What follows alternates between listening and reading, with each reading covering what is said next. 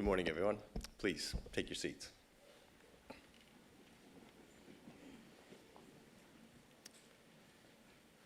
Pro-Chancellor, graduates, guests, and members of the university community, good morning and welcome. My name is Tim Maillet. I'm the Director of Future Learners here at UTS. Graduations are one of the university's most important events. This year, the university will hold approximately 50 graduation ceremonies, both here in Sydney and in Shanghai. We're also delighted that some of today's graduates are here to attend, having previously missed the opportunity due to the pandemic. I'd like to introduce you to the official party who are here on stage this morning. Seated at the center of the stage is Dr. Jack Steele, Pro-Chancellor. He will be presiding over this morning's ceremony. The Pro-Chancellor is joined today by Professor Glenn Whitewick, Deputy Vice-Chancellor and Vice President of Enterprise, Professor Megan Williams, Associate Dean, Indigenous, Faculty of Health, who will deliver this morning's occasional speech, and Professor Angela Dawson, Associate Dean of Research, Faculty of Health, who will be presenting this morning's graduates. The other people seated on stage are Associate Professor Lynn Sinclair, Deputy Chair of the Academic Board, professors, academics, and professional staff from faculties and institutes who have played such a large part in the success of this morning's graduates. I'd also like to acknowledge our member of staff graduating today, Carrie Giannessi. It now gives me great pleasure to invite Dr. Jack Steele, Pro-Chancellor, to formally open proceedings.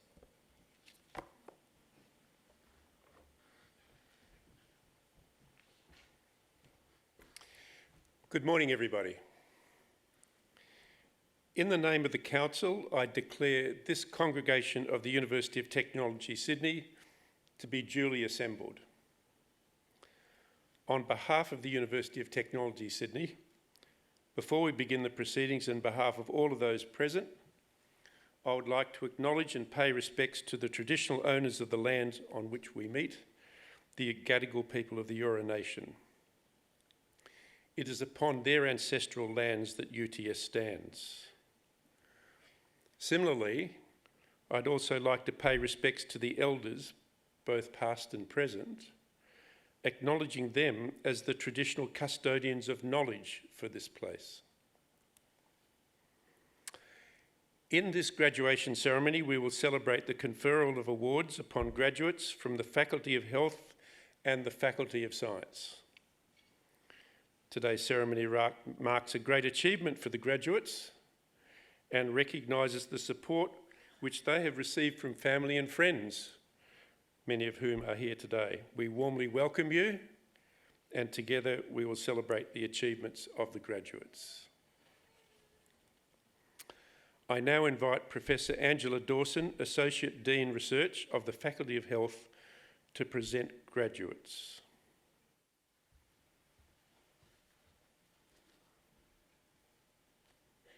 Pro-Chancellor, I invite graduates of the Faculty of Health and the Faculty of Science to stand.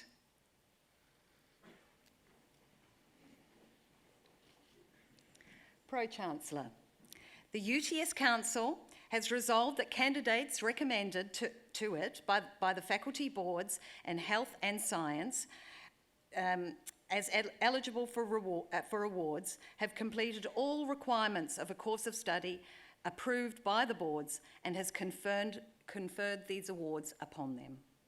Pro-Chancellor, I now present those graduates from the Faculty of Health and the Faculty of Science who are here before you to acknowledge the awards for which they have qualified. On behalf of the Council of the University of Technology, Sydney, I congratulate graduates on their achievements in obtaining the awards for which they have qualified.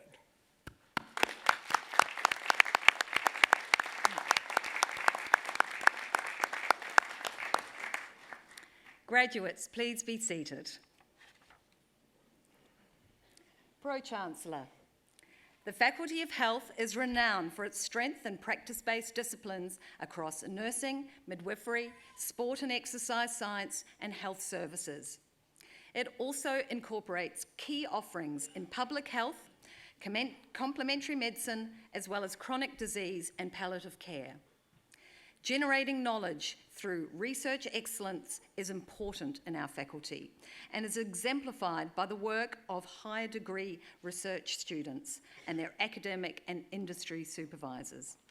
We acknowledge their collective scholarship here and note the specific graduates at this ceremony who have completed their formal studies.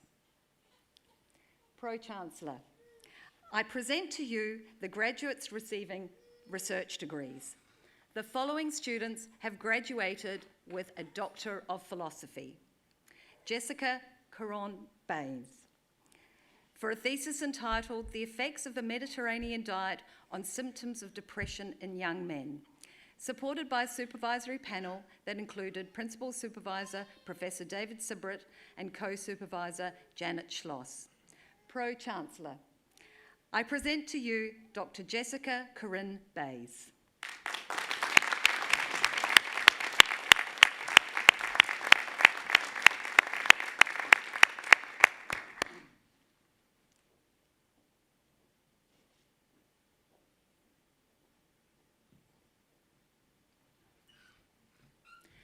Bradley Leach,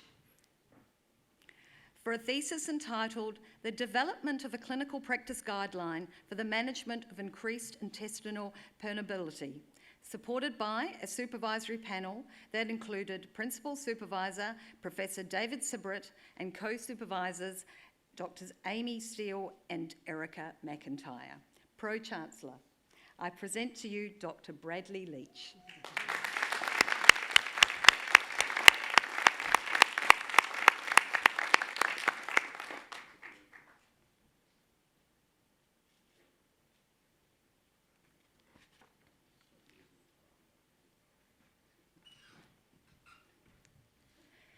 Tebakau Yinyabet Mangist, for a thesis entitled Antenatal Care Counselling, Health Literacy and Place of Birth, an analysis of the Ethiopian Service Provision Assessment Plus Survey 2014, supported by a supervisory panel that included Principal Supervisor Professor Angela Dawson and Co-Supervisor Professor Andrew Hayen.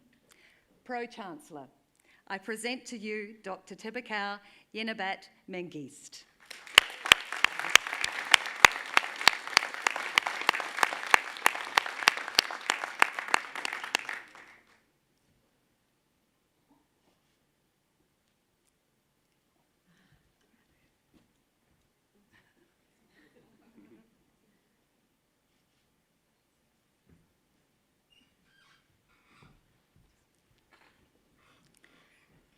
Deborah Ann Stockton, for a thesis entitled An Exploration of the Extent to which Australian Metropolitan Service Model for Specialists Level 2 Child and Family Health Services can be implemented in diverse settings.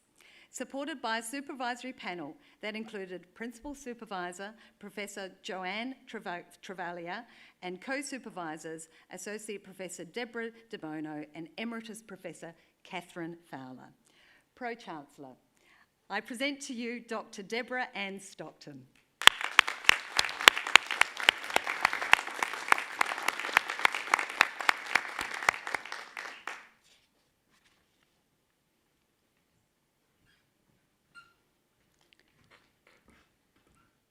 Bobby Poricali, for a thesis entitled The Intersection Between Driver Licensing, Employment and Health for Aboriginal and Torres Strait Islander Australians, supervised by a supervisory panel that included Principal Supervisor Associate Professor Melissa Kang and co-supervisors Professor Noreen Young, Dr. Kate Hunter and Professor Rebecca Ivers. Pro-Chancellor, I present to you Dr. Bobby Poricali.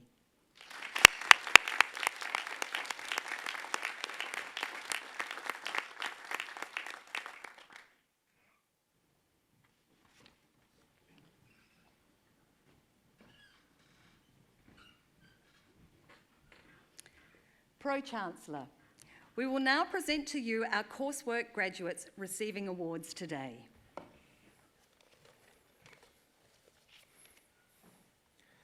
The following students have graduated with a Master of Advanced Health Services Management in Health Information Management. Premlata Devakar.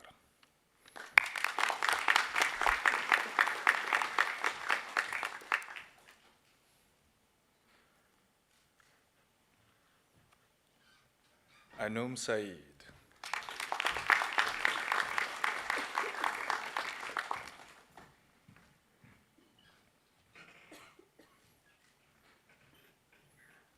Master of Health Services Management, Brenton Chiani.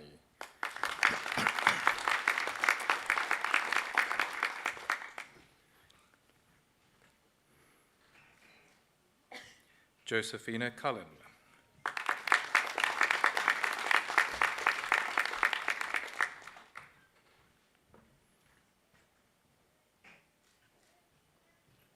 Clara Louise Hardy.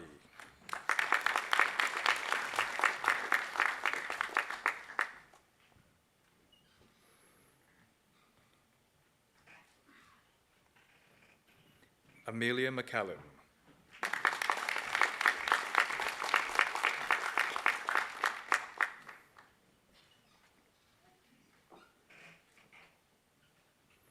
Dimitra Papadopoulos.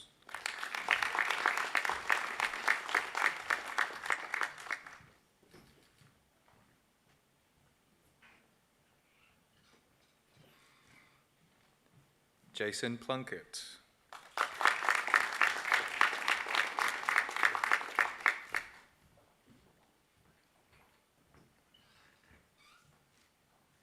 Sian Catherine Williams.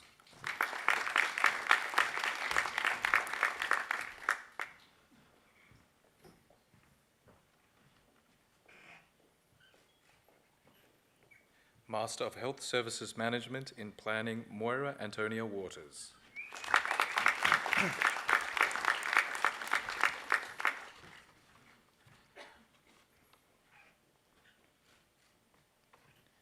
Master of Health Services Management in Project Management, Tanya Amelia Ruiz.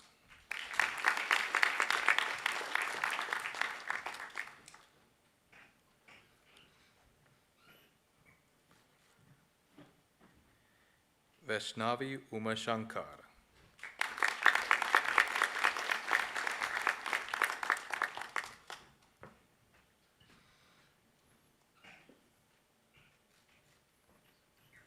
Master of Health Services Management in Quality and Safety, Husni Danoi.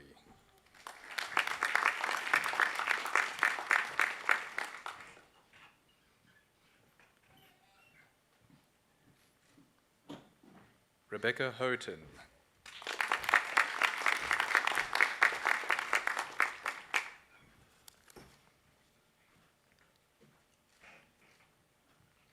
Kim Coppin.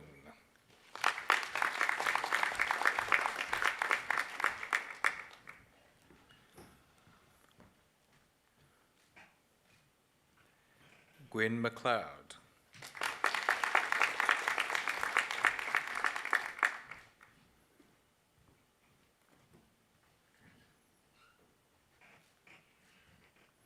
Catherine Ann McMaster.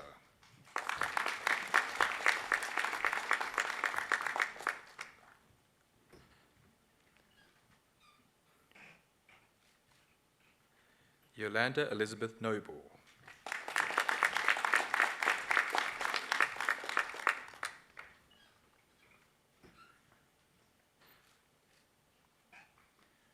Yomna Tuni.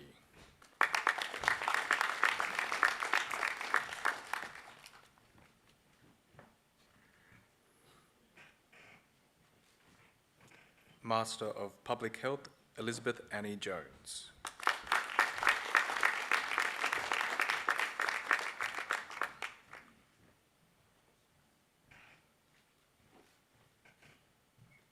Kiran Deep Kalkat.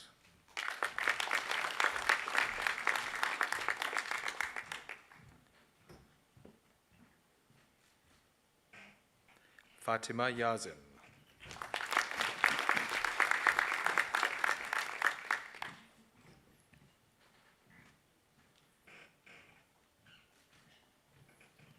Master of Public Health in Data Analytics, Johari William.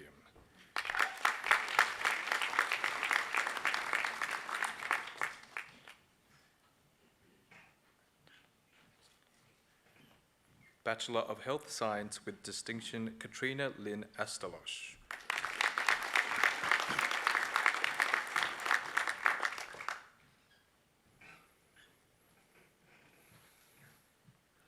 Shannon Baker.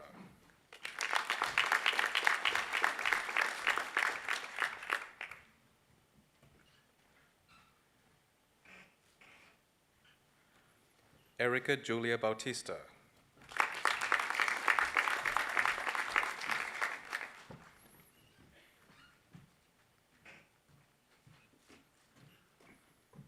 Lauren Ann Bettina.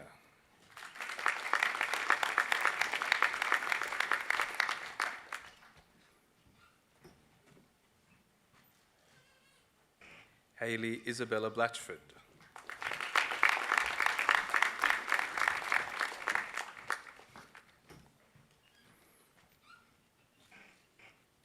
Alice Boutros.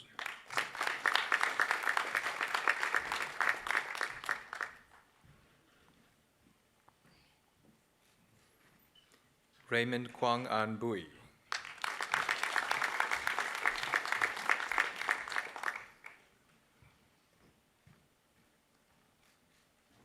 Emma Rose Campbell.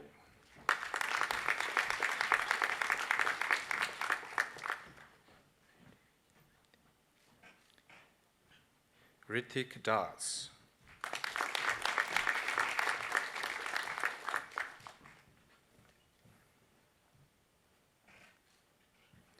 Jasmine Antu Duan.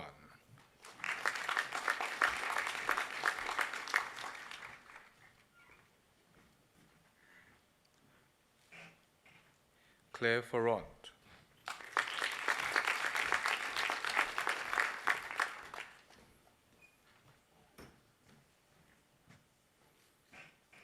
Lauren Rose Foraker.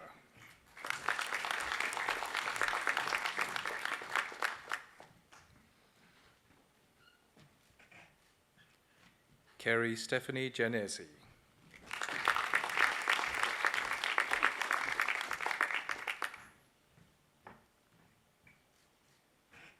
Sophie Louise Hannigan.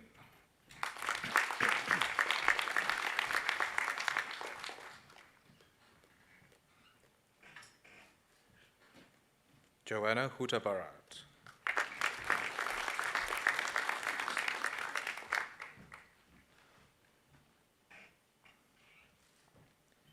Nina Louise Hutchison.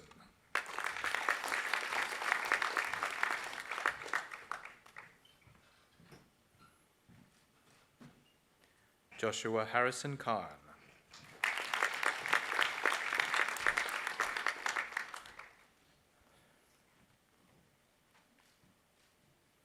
Mariam Qasim.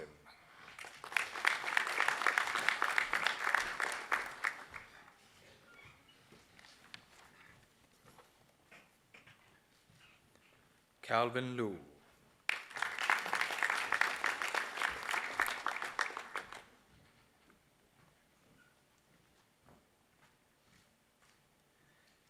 Daniela Mahindan.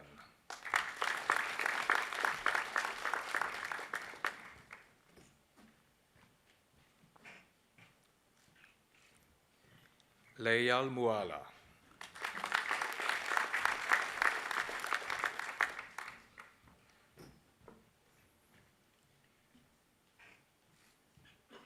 Annie Nguyen.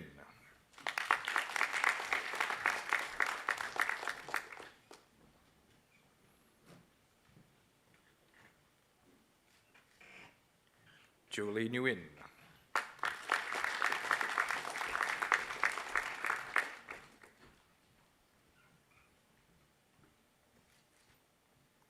Molly Phipps.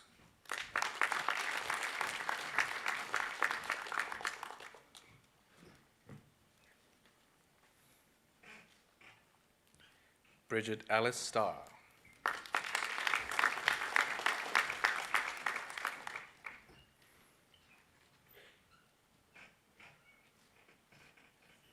Peter Tang.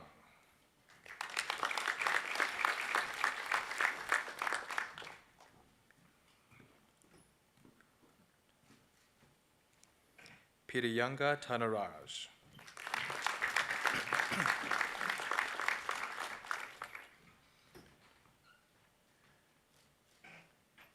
Isabel Tui.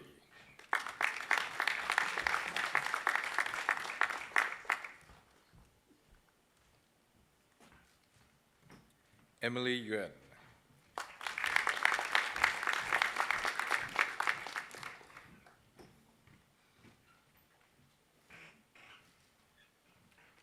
Bachelor of Health Science with credit, Junaida Anwar.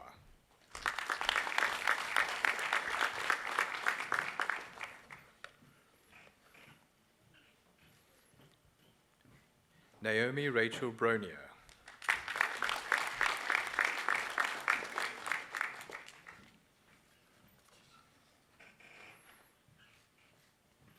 Marvin James Dejos.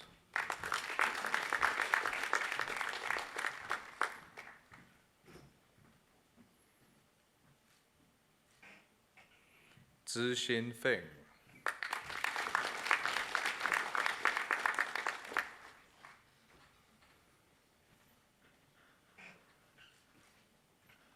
Abby Hens.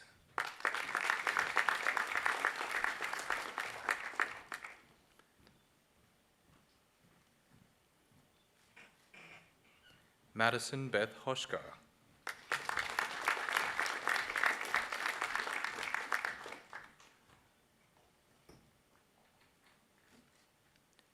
Perry Karajanis.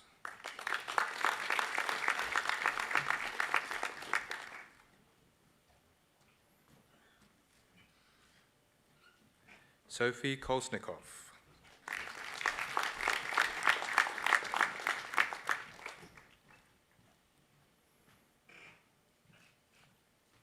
Hari Shrista.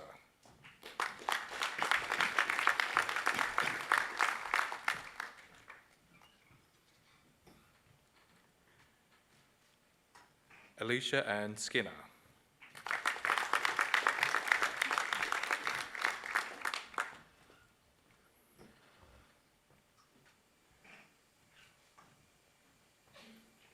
Guo Lin Yu.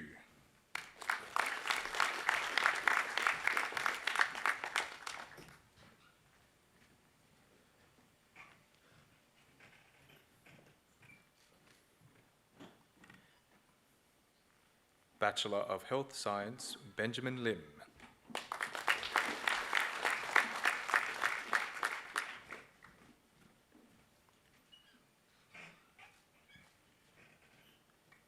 Rani Sami Masi.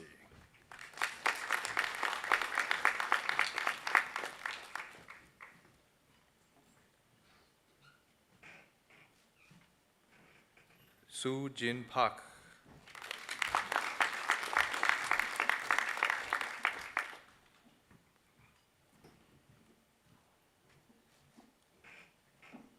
Margaret Xu Ying Fu.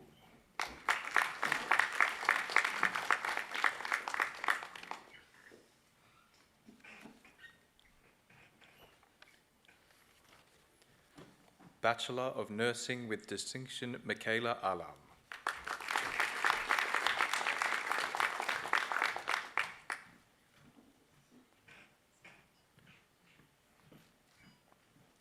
Faith Rayana Purisima Argana.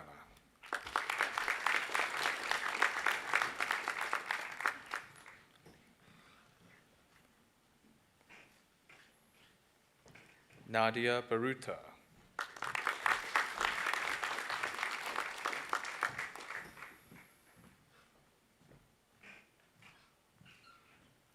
Rebecca Georgia Brassington.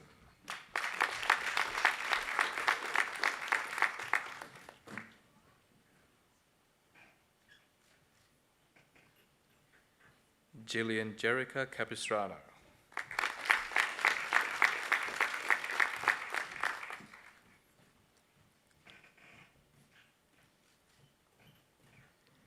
Dexter Elvis Cody.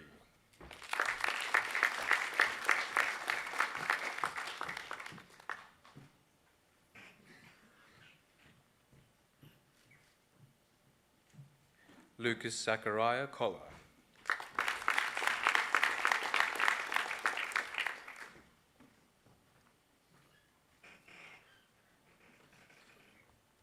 Alicia Cook.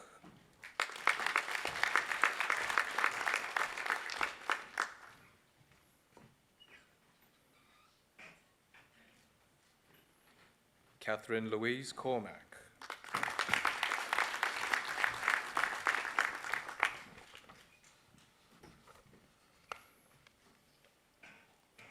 Victoria Rose Cullen.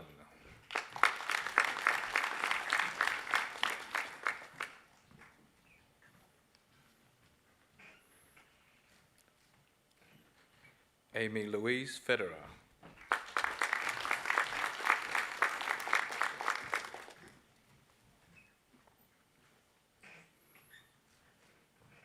Leah Ann Flanagan.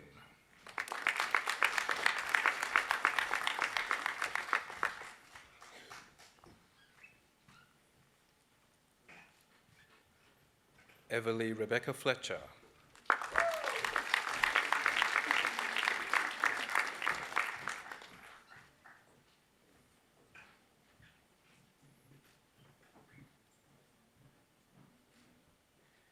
Estelle Margaret Fletcher Schumack.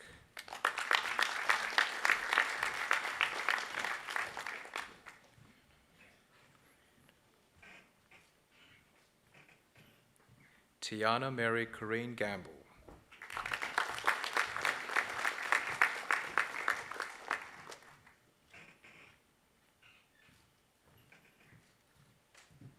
Jaida Giuliana Garcia.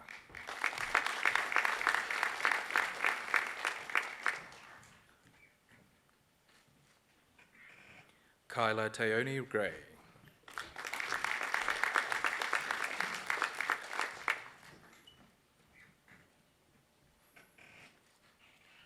Nancy Hien Grim Chan.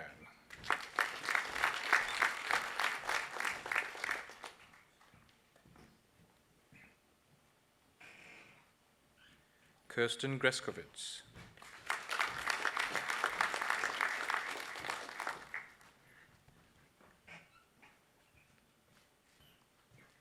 Lucy Catherine Gulotta.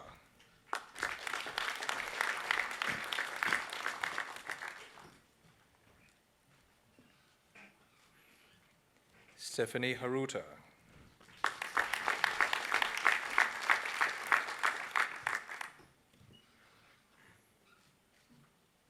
Aaron Ernest Hawkes.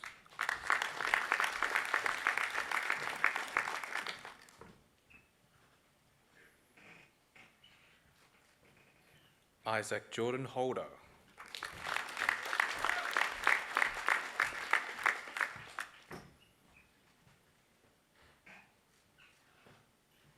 Janet Maria Jacob.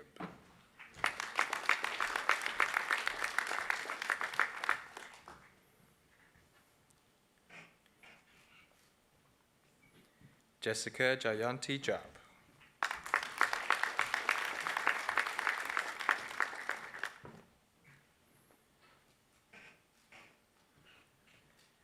Grace Ann Jarvis.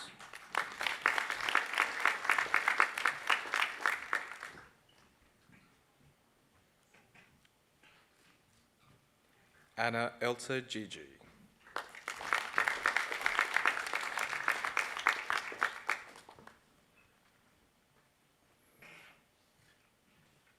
Abby Lee Johnson.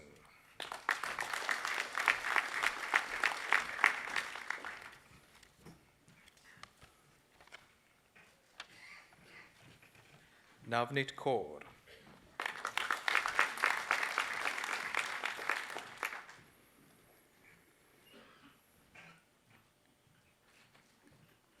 Wan Yuen Lee.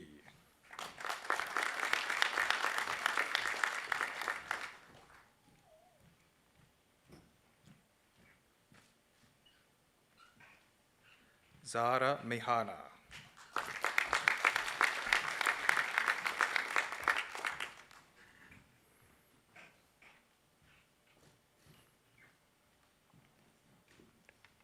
Sebastian Marcin de los Reyes Navarro.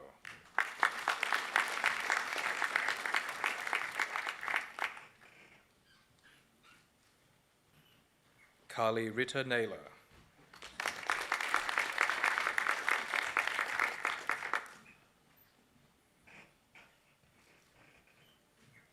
Lucinda Emily Bryan Noble.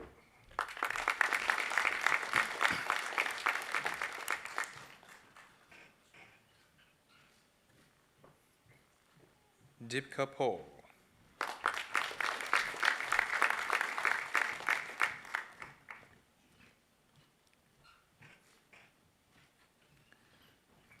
Justin Damian Perestrello.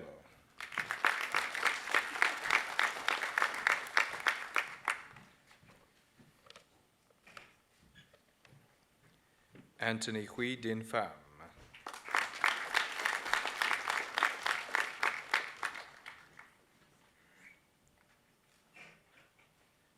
Rebecca Ross Regidor.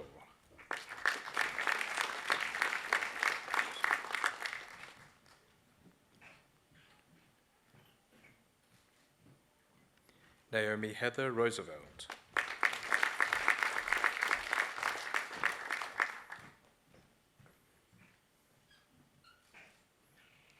Lydia Marie Scott.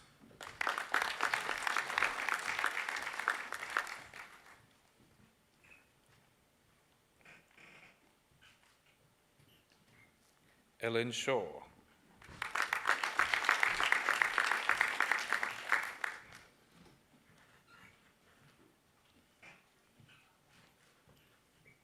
Trishala Tejasvi Singh.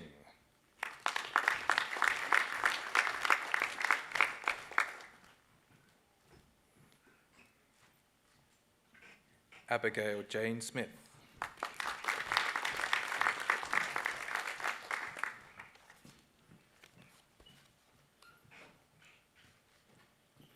Zoe Stamatopoulos.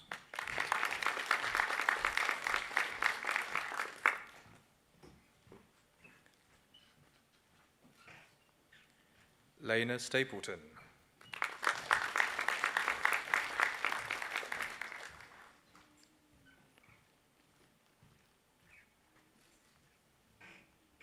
Kira Lee Storen.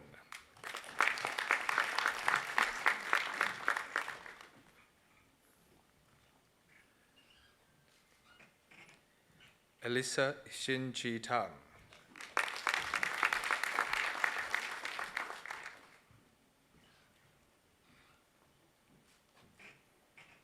Michaela Grace Thorpe.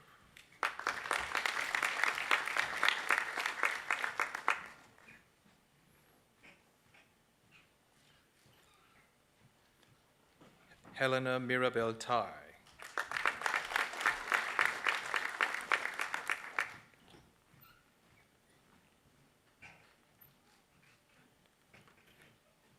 Dilara Alev Unal.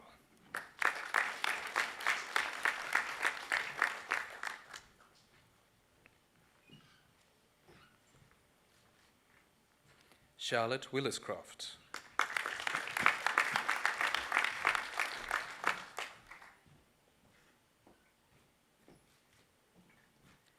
Angela Xuan Wu.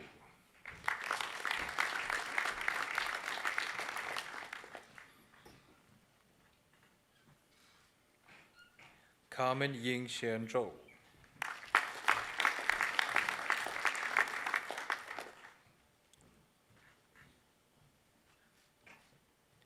Madeline Collymore.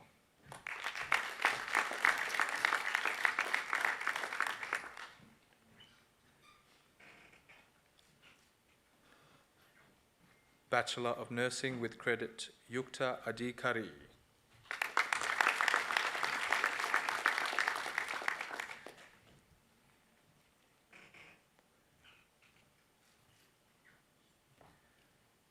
Mam Afiria Agyay Mensa.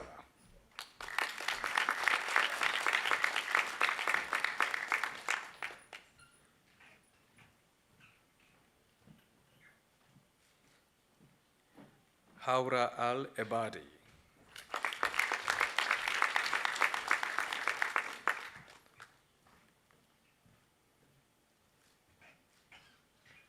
Kautha Alwandi.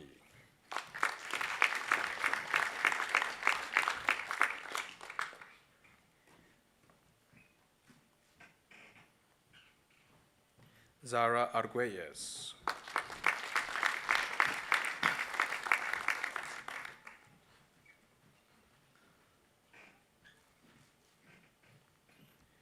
Christina Angelica Volfango Bagara.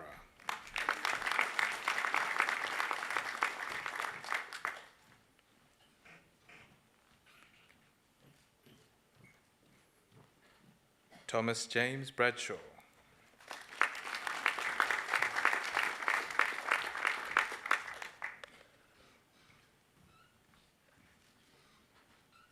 Kieran Justin Butler.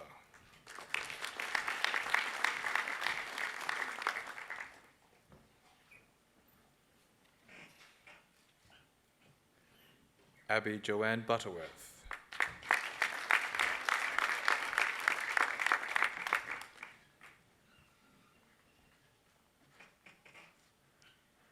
Daniel Kenneth Chamberlain.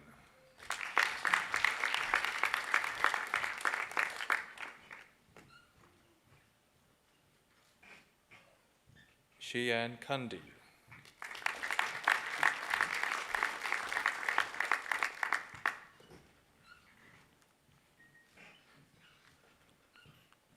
Joshua Dalangin.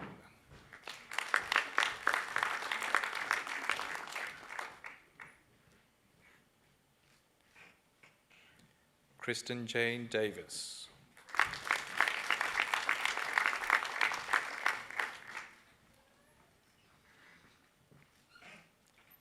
Tenzin Dawa.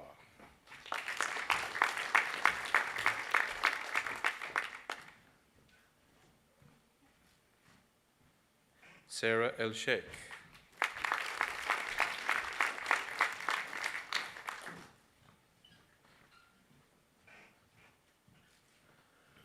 Maya Faraj.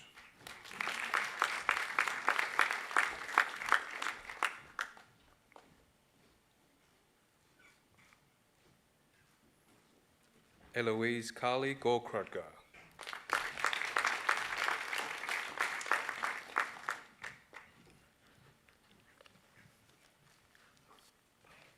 Ali Hamdan.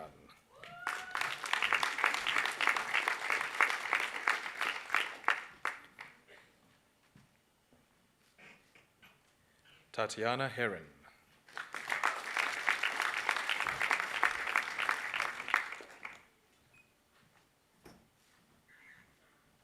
Robert Ho.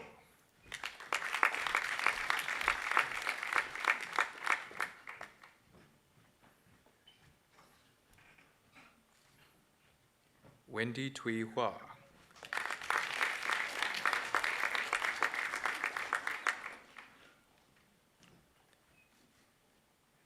Saraswati Joshi KC.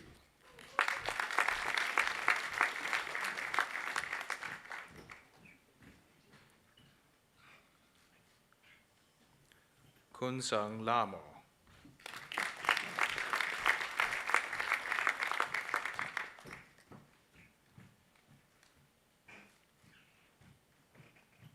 Freya Lakesar.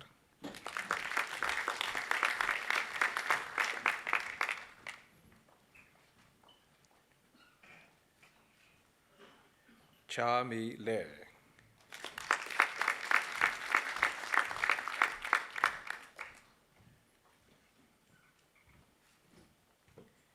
Vivian Anvu Chong Le.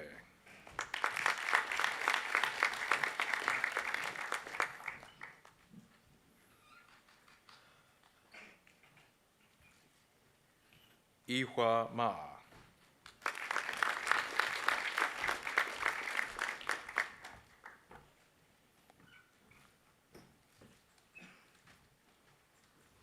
Rebecca Manning.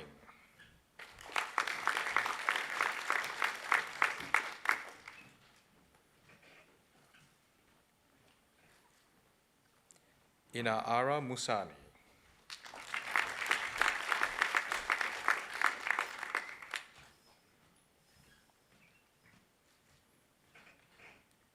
Christopher Francis Morales.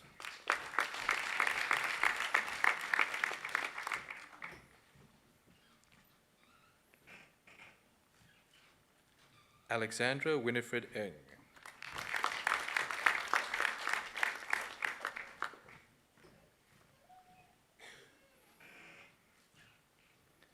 Rhiannon Lee Purser.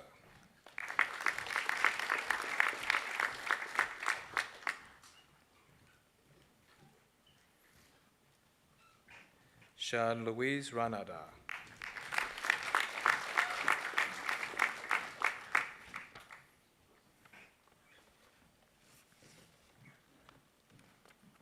Phil Vincent Renara.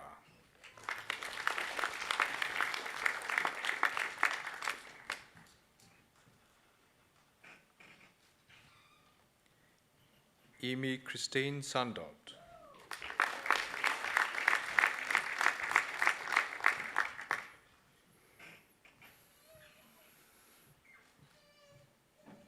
Charlie Sylvia.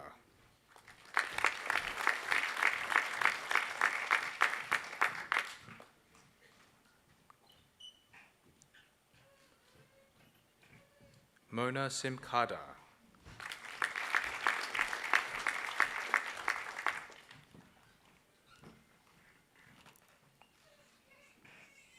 Shumina Song Lao.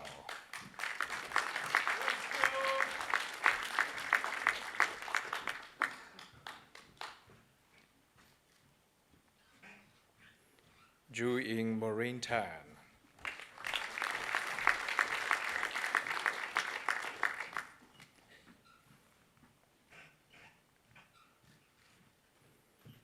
Natalie Thompson.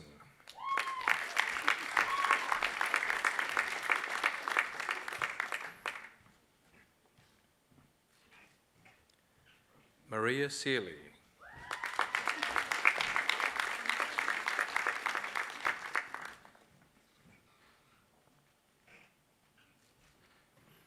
Zhao Wang.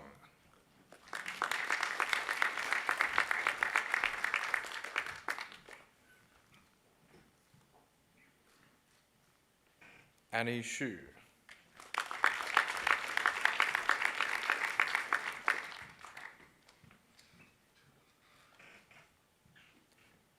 A. Yang Yu.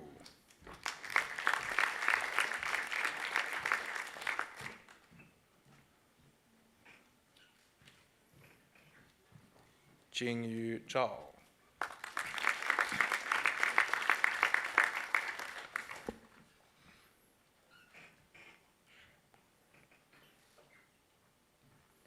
Bachelor of Nursing, Rosol Al-Aboud.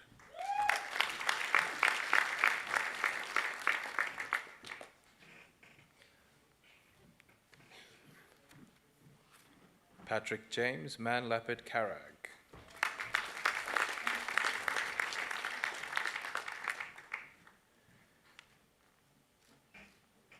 Chelsea Ann Castillo.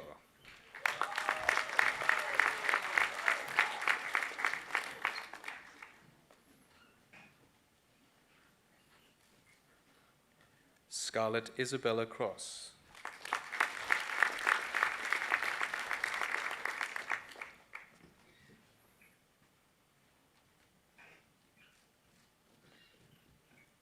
Oshin Gurung.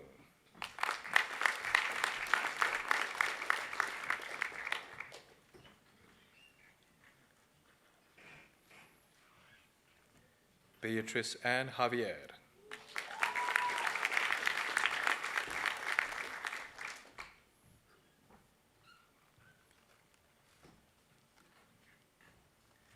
Navjot Kaur Mangad.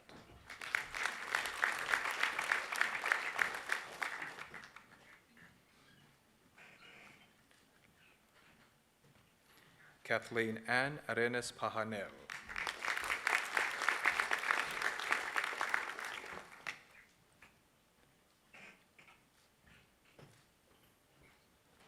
Odessa Saukuru.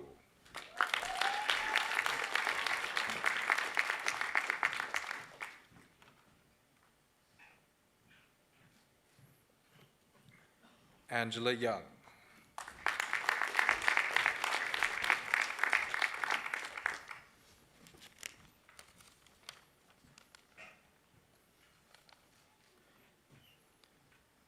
Master of Advanced Health Services Management in Health Information Management, Shabin Amir.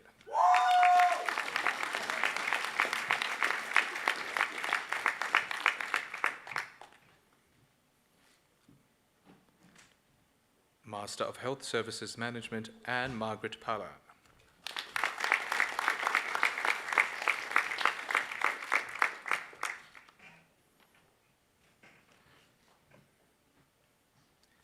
Bachelor of Nursing with Distinction, David Ada.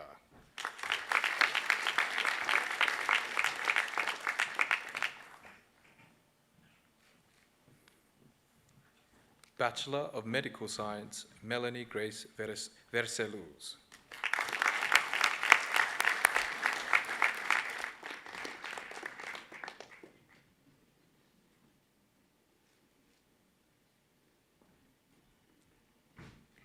Pro-Chancellor, this concludes the presentation of the graduates.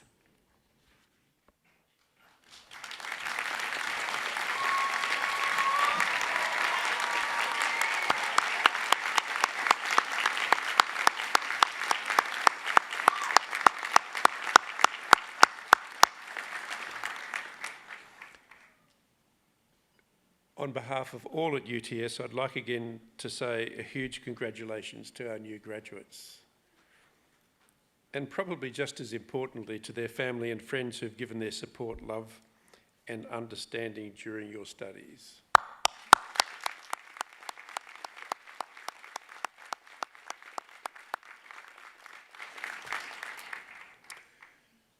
Finishing a degree is a major milestone, and we don't underestimate the hard work and sacrifices that you've made in reaching this goal, particularly since you've done it during the COVID period of time. You should be very proud of what you've achieved. Your university is certainly very proud of you. Your graduation is one of the most important moments in your life and brings with it both opportunities and challenges. The opportunities that are available have never been greater. UTS graduates are held in very high esteem by employers, not only because of the quality of the education that you've received, but also because of the university's very practical nature. Conversely, the challenges in the workplace have never been greater as well.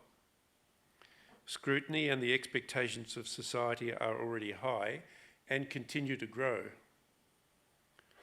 I would urge you all to maintain the highest level of professional and personal integrity,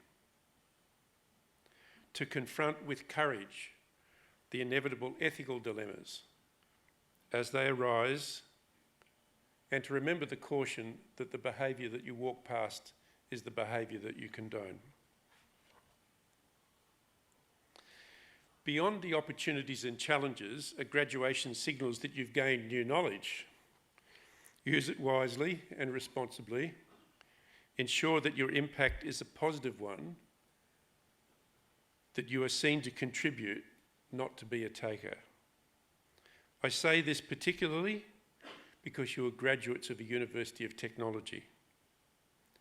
Technology can certainly be applied as a force for good, but also be alert to the unintended consequences, and even more importantly, to the applications of technology which are intentionally not benign. There will be times when knowledge alone is not enough. You'll be required to make judgments where the answer is not clear. Judgments informed by experience, particularly the experience gained through making mistakes and reflecting upon that. We all make mistakes, but they provide the best learning and build the reserves of judgment upon which we can later draw.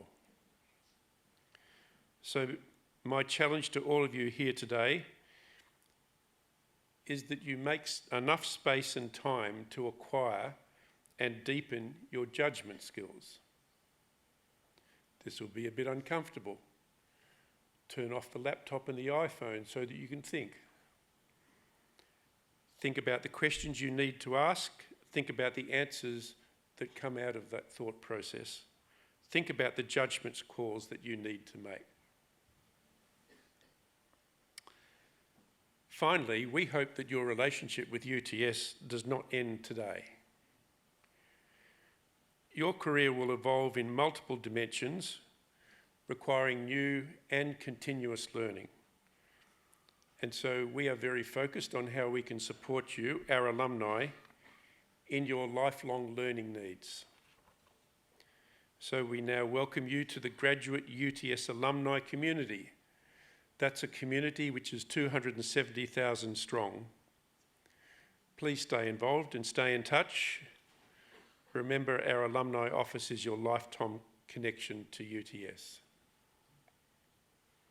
So once again, I congratulate you all, wish you every success in applying the skills and knowledge that you've gained from our world-class institution.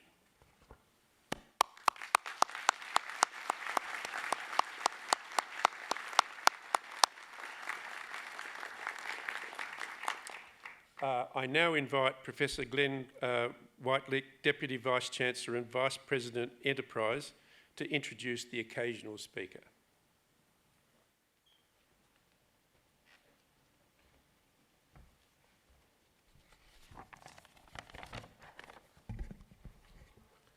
Pro-Chancellor, before I introduce the occasional speaker, I would like to add my congratulations to our new graduates. We know how hard you have worked to get here. After balancing work and family commitments, we are incredibly proud to count you as part of the UTS community, a community you will be part of for the rest of your life, and a community that will continue to support you after leaving our physical campus. At UTS, we encourage all our students to think of themselves as professionals from day one. Conversely, now as you leave, I want to urge you to stay a student forever, to continue your thirst for knowledge, for discovery, for reinvention and innovation. The world is changing at an incredibly rapid pace. However, with the skills you've learned here at UTS, coupled with your open mind and a desire to learn, you'll be able to make the most of the changes that will come. I cannot wait to see what you all achieve, and I wish you all the very best of luck on your next endeavours. Again, congratulations.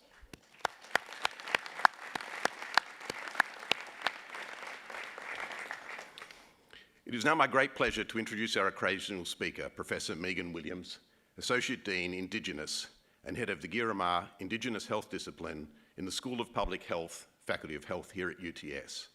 Professor Williams is Wiradjuri through paternal family. Her country and community is near Mudgee in central New South Wales. She has worked for over 2 decades advocating for the use of Aboriginal and Torres Strait Islander people's expertise in health service design, as well as evaluation, research, ethics, and university curriculum. Professor Williams has worked to improve access to healthcare for people in prison and to prevent incarceration. Professor Williams is author of the Narbinya Aboriginal Evaluation Framework, which has been cited by the Australian Evaluation Society and Productivity Commission in its background work for the Australian Government's Indigenous Evaluation Strategy. Professor Williams is a member of numerous research teams funded by the Medical Research Futures Fund, the National Health and Medical Research Council, government and industry.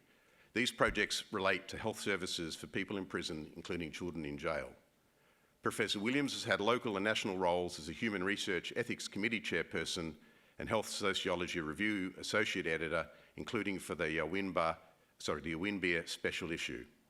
Professor Williams is a member of the Australian Institute of Health and Welfare National Prisoner Health Information Committee, the National Drug Research Institute, and the Corrective Services New South Wales Advisory Council.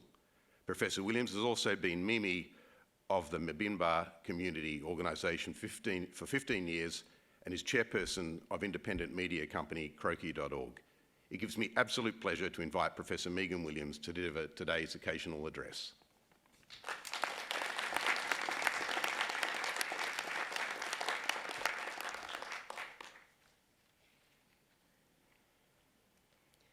Pro-Chancellor.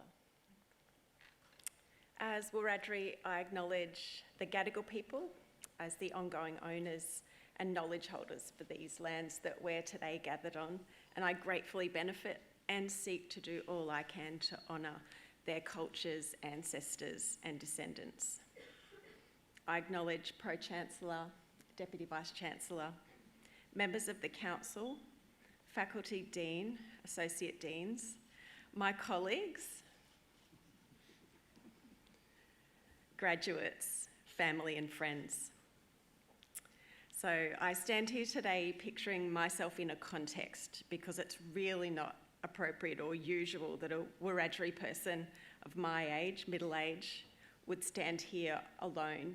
It's my job to ensure that what I do is intergenerational because I've got younger generations that I care for, 2 of those generations, and 2 older generations as well. So you'll have to picture me with my intergenerational mob around me, and including the Girramar Indigenous Health Team. We're here at UTS in the Faculty of Health, and Girramar is a Wiradjuri word that means lively and active. And if some of you know those corellas that muck up in Victoria Park, that's us in the School of Public Health. Well, we try to anyway.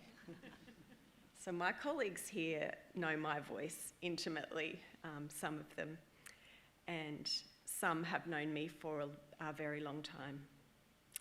I also want to bring to my mind Professor Norm Sheehan at UQ. He's Wiradjuri family member and provided me with key knowledges, really for me to feel my essence of my being and my uniqueness in my work role. And then Auntie Professor Lisa Jackson-Pulver, AM, she's a Vice-Chancellor at the University of Sydney, Wiradjuri, and without her, I really wouldn't be here today. Her cousin, Uncle Associate Professor Phil Crane, he's known me since I was a teenager and first started university at 1992. And he's one of those ones that said, stay in touch, and I took that really seriously and haven't ever had a break from being in touch with the university in one way or another.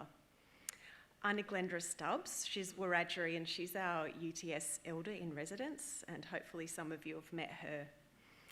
I do want to also thank our Dean, Deborah Anderson. It's wonderful to see her work and to get to work together with her. Professor David Sibrit, amazing and a real rock. And also Professor Robin Quiggin. She's our UTS Pro Vice-Chancellor Indigenous and one true big inspiration, Wiradjuri, and she's really encouraged me in the theme of my work, which is about that excellence of Indigenous peoples and carrying that forward.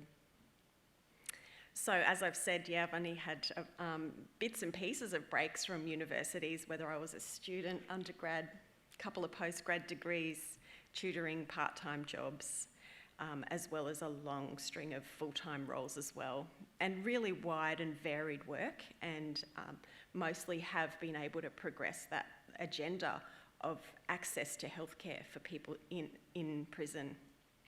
And I've loved university life because of the learning, access to information and creating new information, the structure, yet the flexibility, the people to discuss ideas with, just so wonderful, and to develop solutions to inequities.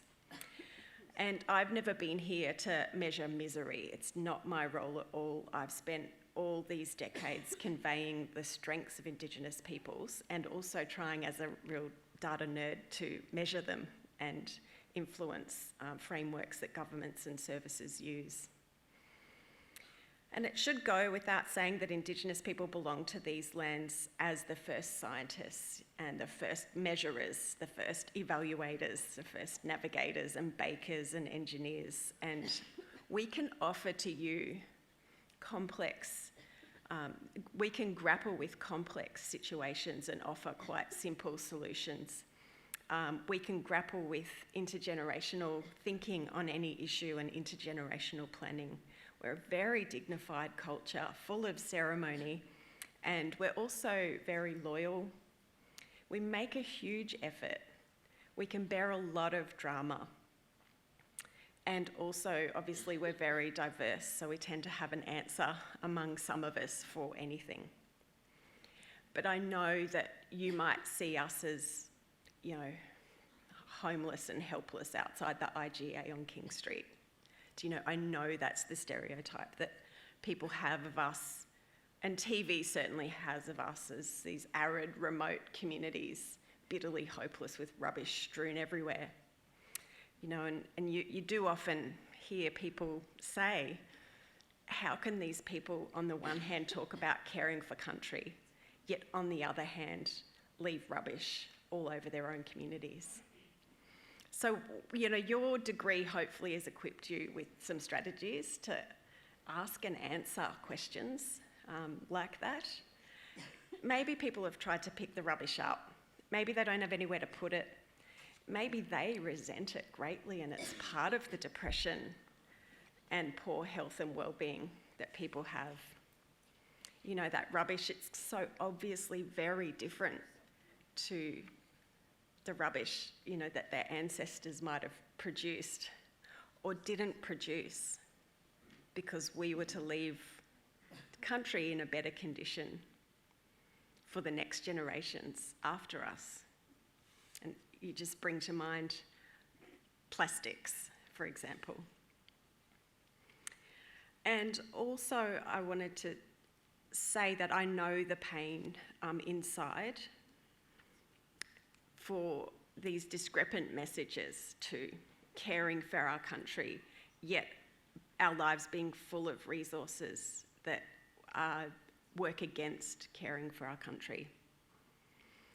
And I also live in a rubbish-strewn suburb in Western Sydney, and I know the role the government has in the rubbish that's strewn over our community, and actually the trucks that tip over the wheelie bins that, you know, push the rubbish everywhere that birds get in as well. But I don't hear cultures named for responsibility for that rubbish strewn around, like we do with Aboriginal and Torres Strait Islander people.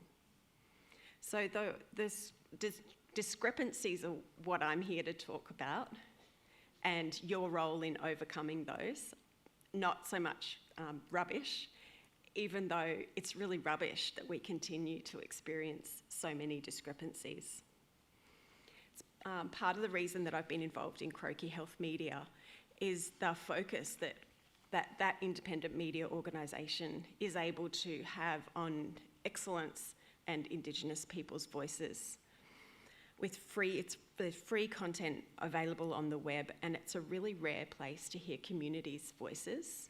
So as healthcare providers, you will have some type of principle in your healthcare or your organisation that's about engagement, but you'll probably find it really hard to enact strategies of engagement. So it's worth having in your toolkit, places like websites, public interest journalism, that you're able to at least start to draw on to be informed by community members rather than be just swept up within bureaucracies of organisations. Also, the negative media portrayal of Indigenous peoples, continues to cause such a sting for us. So I urge you to not believe the hype from mainstream media and use your skills to read wider. And there's a great little saying about first peoples first. If you have to do anything on, with, for or by Indigenous peoples, or any planning of any new service, any new process, put first peoples first, because we will already have had insights and experience with designing whatever that thing is that you need, and we can provide those connections with communities too, so that strategies are informed by communities. And I wanted to bring to mind 3 particular things that stand out to me that are the most shocking looking back across my work life, and the role that service providers and healthcare providers have or don't have in that. One is Rio Tinto's own admission in May 2020. It's a bit random, I know. That they, as a profit-making corporation, extracted 8 million tonnes of iron ore within just a few minutes, and they knowingly destroyed 46,000-year-old sacred Juukan Gorge rock shelters in Western Australia. They admit to knowing beforehand that the work they were about to do, that they benefited from and profited from, would cause the loss of intangible and tangible knowledges and aspects of things of significance for all humans. So for me, that take-home point from that is that you, of all your cultures, Aboriginal Torres Strait Islander people are probably, we're about somewhere between 0.6 and 2% of this group today. But that knowledge that was blown up by Rio Tinto was related to all of your ancestry as well. So it's about thinking of the similarities between our cultures and the connections to our cultures, rather than separating out Aboriginal people and that you need to do something different for Aboriginal people. Because when you look for similarities, you'll see connections, and a trust can develop quite easily from there to make progress, rather than what we hear most days is, I don't want to say the wrong thing, I'm scared to say the wrong thing. When we know about similarities between our cultures, there's a connection and a basis that we can connect on. So that similarities, yes, just so essential. The next thing I wanted to think about is Miss Veronica Nelson, an Aboriginal woman. She cried out for help in the Dame Phyllis Frost Correctional Centre about 40 times. She was asked by the healthcare providers, tell us if you need anything. So I'm not sure in those 40 or more calls out for help, which bit of that wasn't a call for help. The coronial inquest did find stereotyping and racism in relation to being a drug user trying to get more drugs and an undeserving criminal, and that criminality overrode her humanity. There also was found an absolute breakdown between policies and what the organisations, healthcare organisations like ones you'll work for or already do work for, between what they say they'll do and then what the actual healthcare individual does do and what the healthcare individual can do. And so all of that material was just profoundly disturbing to read. You know, I methodically went through for that inquest over 1,000 pages of medical and prison reports and policies, and we can hear the way healthcare workers take notes about an Aboriginal person. So another word of warning in the future, be really careful in case that material that you're filling out ends up being used in a coronial or a court process or for something else. So Ms. Nelson dying, it's on TV, you can watch her in the process of dying, and the prison staff could see her dying, could watch her dying on the CCTV as well. And, but very little has changed as a result of that. So even though this is public knowledge, very little has changed as a result. There has been contract changes to the healthcare provider, but do you know what? It's a nurse-led model of care in that prison, as in most prisons, many prisons. And so it's your professions, you know, a bulk of you here today, your profession's responsible for caring, but this is life and death, responsible for potential deaths as well.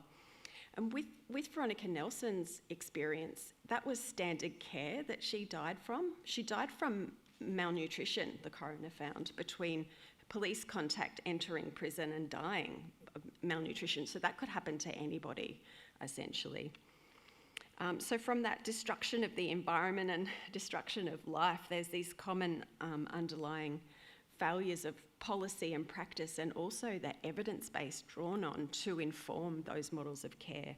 And that's a really big challenge for you in the future. You know, and I know this is very serious type of graduation talk, but I'm going to get onto a bit of legislation in a minute that changes the way we all need to be doing things. I just wanted to mention one last thing, and that's racism.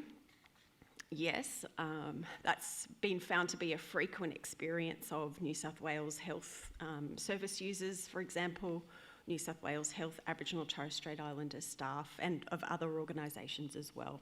So we got the data about that, that's no worries, but for me what's more toxic is the internalised racism Aboriginal and Torres Strait Islander people experience about ourselves. And that's often quite deeply unconscious and related to, you know, to family circumstances that are very pressured by poverty, by the ongoing effects of stolen generations and the losses related to our cultures and our languages, for example. And that internalised racism, it's really from your or mainstream people's low expectations of us and our low expectations of us as well. It takes a real lot to rise above that, and it takes great colleagues too for the encouragement. And I can count 10 people behind me here who've said to me things to help me on my path, you know, just in the last hour. You know, you are all colleagues, potential colleagues or already existing colleagues and allies of Aboriginal Torres Strait Islander people working in health services. And so it's just so essential that you are able to be clear and understanding of what being an ally means and entails. And that's even for people who won't continue maybe to be in Australia, because there's Indigenous peoples from all around the world. And so, there's just so much belittling that we endure and irrelevant processes and attitudes that, if only people asked us as Aboriginal and Torres Strait Islander people up front, what expertise do we have? What do we already do? What knowledges already exist and processes already occur to inform ways forward? Then, we're off to a much better start than what we generally experience. Another tip to prevent rubbish in the future, and it's one very common issue about cultural load. One research interviewee that I had called it being the Black Siri. And so for Android users like me, that Indigalexa, where we're expected to be able to answer any question related to being Indigenous globally or Aboriginal or Torres Strait Islander, which I'm not. And there's so much that I have to do internet searching on myself about Indigenous peoples, because obviously there's 5,000 different nations and about 500 million people who are Indigenous around the world. And I'm Wiradjuri. Wiradjuri is a huge location and complex culture, and I'm learning Wiradjuri language. That's enough for me to grapple with while working full-time, being a parent, etc., without having to know loads of different questions that people ask. So it's about you getting informed up front before you put any burden on an Aboriginal or Torres Strait Islander person. As an ally, do that bit of homework first. And we've got to always also remember our population pyramid too. So if you think of that general Australian population pyramid, where it's a middle-aged spread among mainstream Australia, and the birth rate and morbidity rates are relatively similar.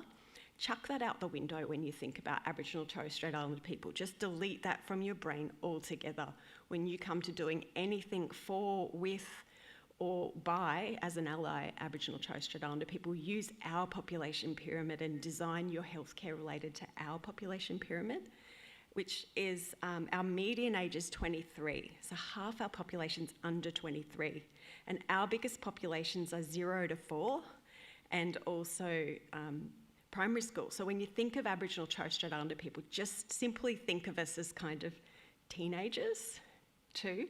Partly that's because of the colonial process and our rapid depopulation and us just growing back to what our population figures were. But it's something that our healthcare system obviously has to be really responsive to. And if you just draw your minds back to when you were in high school, would you have wanted a middle-aged spread person from Anglo culture designing things for you, designing healthcare for you? And what we tend to know about teenagers is they like to have a say, and they're clearly able to identify their priorities. So it circles back around to having processes for engagement. And so it's, we've heard the words lifelong learning here, and I just wanted to pitch to you, do you know how you'll learn about population pyramid updates beyond uni? Maybe you'll be like me and never leave uni, so that you've always got a structure to be able to continue to learn. It's not a bad one, it's a wonderful life. But it is a process to work out how you'll do lifelong learning.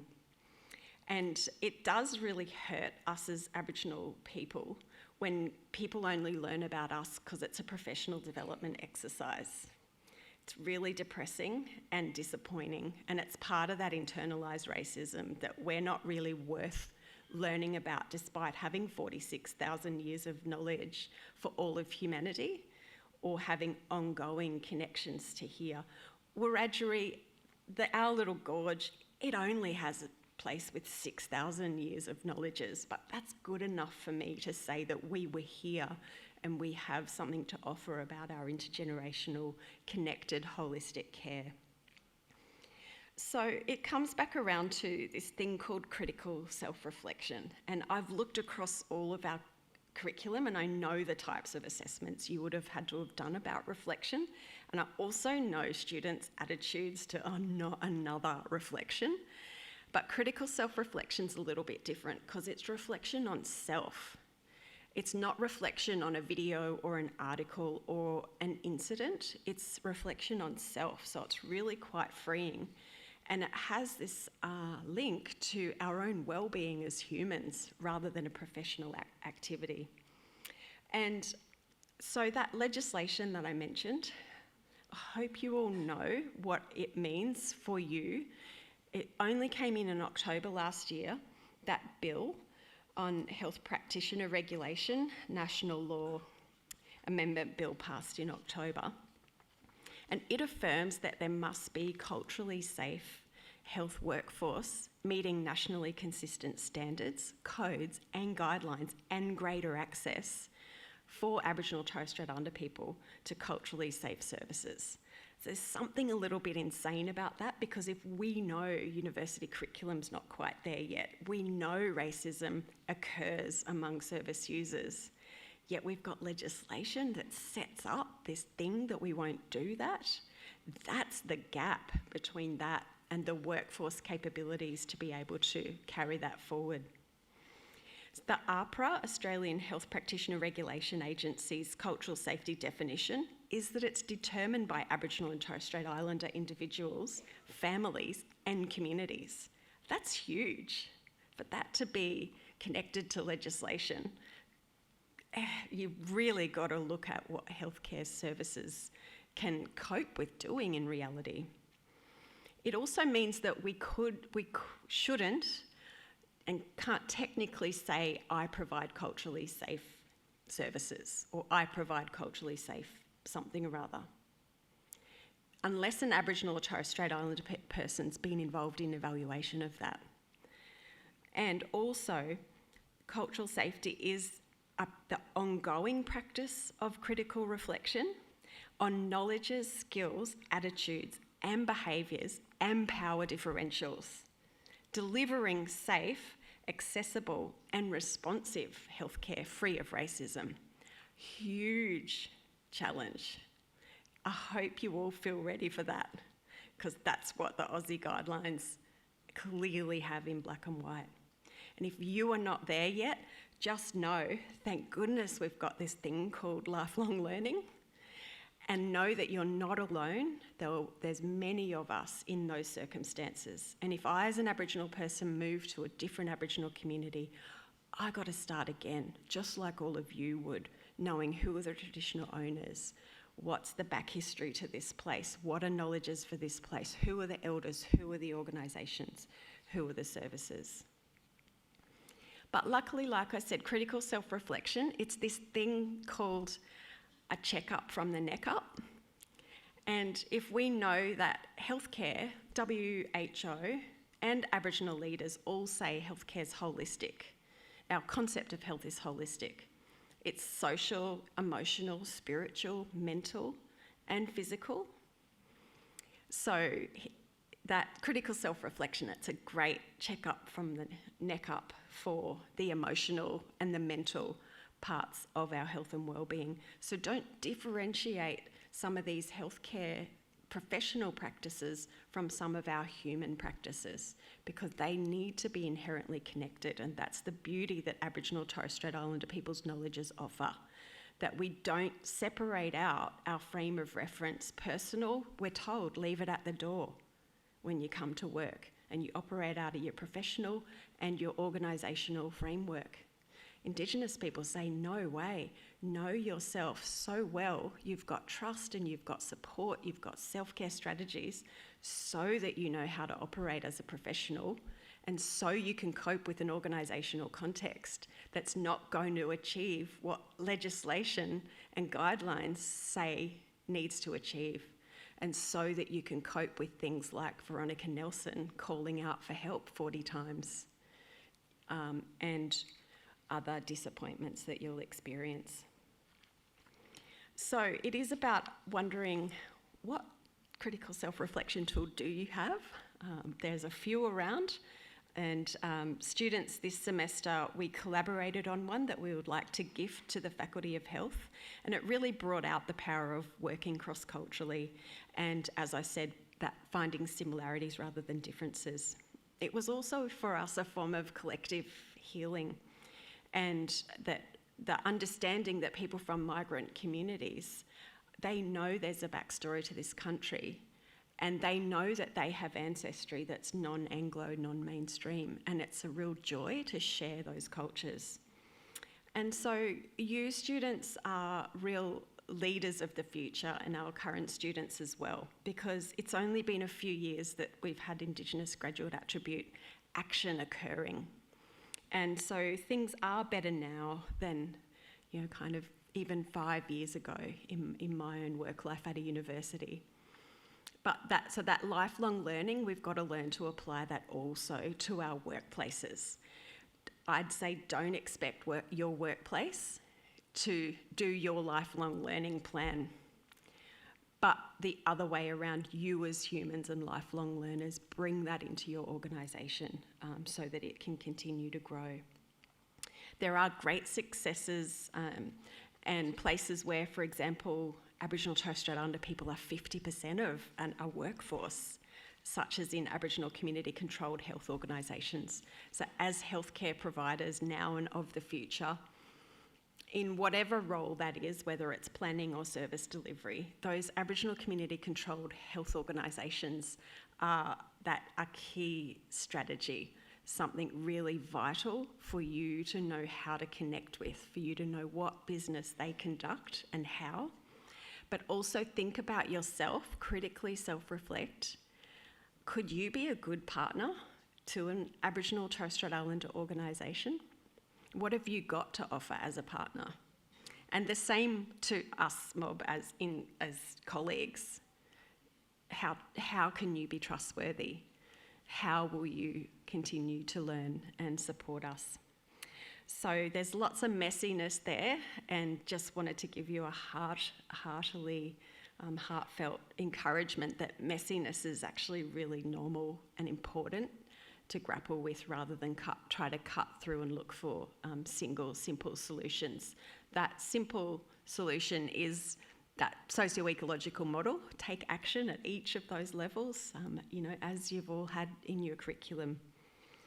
And just in closing, I think that it's really important for me to bring to mind Mr. Ivan Goolagong and also Mr. Bugme and his family, because they're two males who died in prison, didn't have access to healthcare that they needed, healthcare that they'd asked for, healthcare that policies and procedures said that they could access, healthcare that international protocols said that they had the right to. And in sitting through their coronial inquests and contributing to those and being among their family, they have clearly said their spirit is not free, and the family line continues to suffer because their spirit is not free. So I just hope to give this one moment with all of us here, and the opportunities that you have ahead of you as our healthcare providers of the future. You know, we'll work for you someday. Can we just let the spirit of Mr. Goolagong and Mr. Bugme know that we will try to match the human rights statements and the policies with our actions, that we will try to get better evidence from Aboriginal and Torres Strait Islander people's perspectives about what needs to happen, that we will try to draw on the strengths of our elders, that we will try to put our biases and our perceptions through some process of critical self-reflection, that we will try to look after ourselves the best that we can, not alone, but in connection with our colleagues, that we will try to be the best healthy healthcare providers that we can be, so that we can make some of the best decisions and we can advocate for the needs of others who are voiceless. So we carry that forward, you know, for Mr. Goolagong's family, for Mr. Bugme's family, and know that keeping ourselves well is part of keeping others well. Thanks so much for the opportunity for me to reflect and share.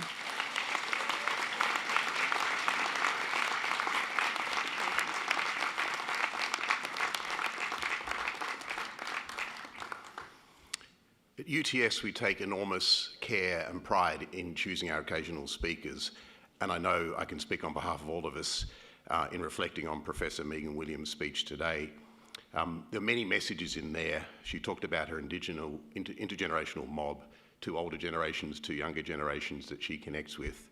She talked about connecting to the university and the inspiration and support from others that she receives and no doubt gives. She talked about the strengths of the Indigenous people, First Nations insights. She helped to dispel stereotypes and negative media perceptions and portrayals. She talked about creating a voice for Indigenous community, and I really like this in the context of the discussion we're having around the voice today, the idea of putting First Peoples first. She provided some very poignant examples of where we've got, as a country and a society, we've got things wrong and made terrible mistakes. She talked about legislation to deliver culturally safe health services, and I really like this notion of critical self-reflection, the check-up from the neck up. I'm going to take that away with me. Could you please join me in thanking Professor Williams for her very thoughtful speech today.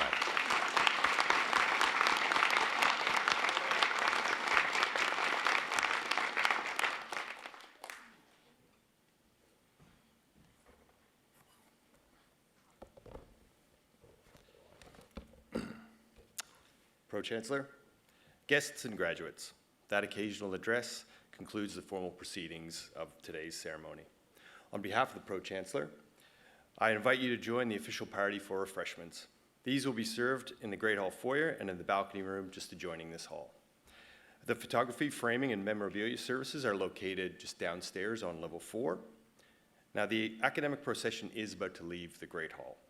As it does, I invite our new graduates to join the procession, which will end in the balcony room. Would the congregation please rise as the procession leaves the Great Hall?